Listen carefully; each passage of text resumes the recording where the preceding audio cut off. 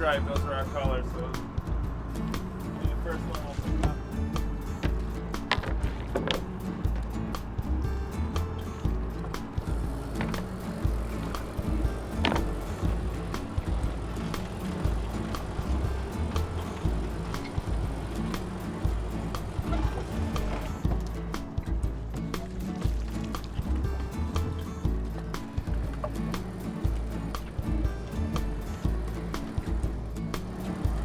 Another male that we don't really have to measure. That look cool. Watch you put the bands on this one.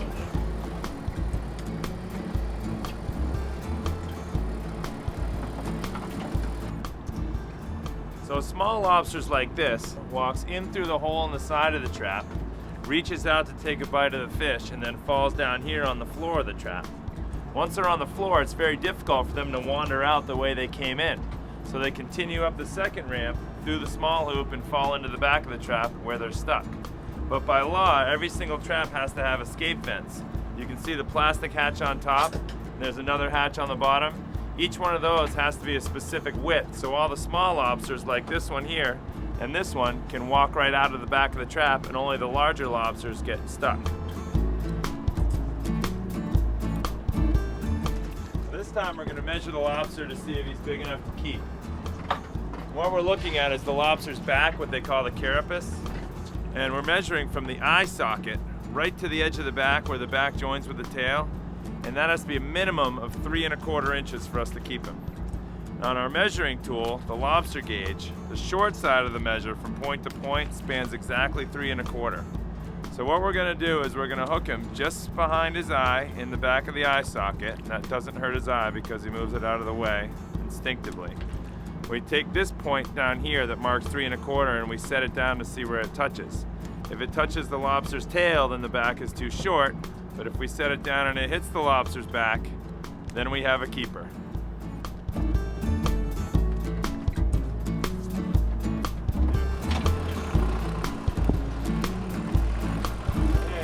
we do not have a lobster. No, we've got a couple little ones actually. Now we're going to measure this lobster to see if he's legal size. So we're going to hook him just behind the eye. We're going to touch this point down to see where it lands. If it hits the back, we've got a keeper. But if we set that down and it hits the tail, this one's a little bit too short. He's got to go back. When they're too small, we got to throw them back and let them grow. And in the state of Maine, not only do we have a minimum size for the lobster, which is 3 1/4, but the back side of our measure is 5 inches. And anytime a lobster's back exceeds 5 inches, then they're too big and have to be put back. And that's usually about a 4 to 5 pound lobster.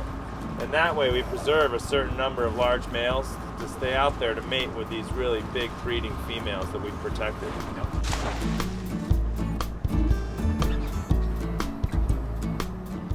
Now the way you tell a male lobster from a female lobster is you turn the lobster over and you look at the swimmerettes, the little flippers on the underside of the tail. You can see the top 2 flippers on this lobster, they're soft and feathery. And if you look at this one, they're bigger and more rigid with that orange tip. This one's the male. And it's very important every time you get a keeper, you have to check the sex of the lobster. Because on a female, we look for eggs. And the eggs come out and stick to the bottom of the tail. There'll be thousands of little black dots under here. And every time we as lobstermen catch a female with the eggs, before we set her free, we take a knife and we carve a little scar in the second tail flipper from the right. We make a V. It's called notching. And once that female gets scarred, she is a known breeder. So even after the eggs fall off the underside of the tail, every female with a scar always has to be returned to the sea.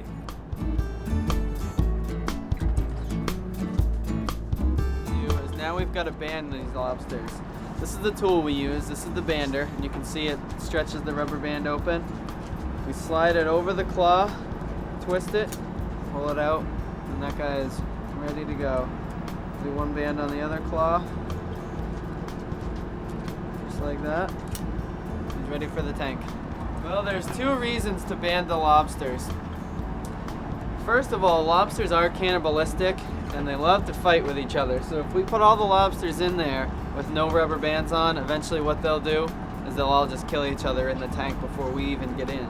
The second reason to ban the lobsters is at the end of the day, somebody's got to take them out of the tank.